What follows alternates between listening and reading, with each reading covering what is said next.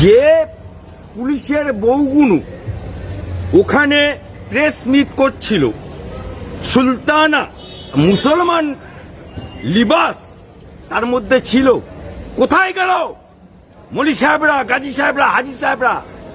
হ্যাঁ, পর্দা কোথায় গেল? হ্যাঁ, পর্দা নিয়ে তো অনেক বড় বড় কথা বলো। মাছ খাও তো ইলিশ, আর ভাতার ধরো তো পুলিশ। তা ওরা সেই ভাতার ধরেছে পুলিশ। এখন ভাতাররা টাকা কামাতে কামাতে আর মমতা বাবুর পা চাটতে চাটতে এমন হয়ে গেছে যে ওরাও এখন তৃণমূলের কুণাল ঘোষের কথাই এখানে প্রেস মিট করতে এসছে। যে তৃণমূল যারা করে, যদি গালাগাল না দেবে, যদি খিস্তি না দেবে, যদি টাকা ইনকাম না করবে, এমএলএ হয়ে মেরেলে হয়ে গেছে। মানে কি ছিল কি হনু, সে শাসক দলে আছে, মধু চাটবে না।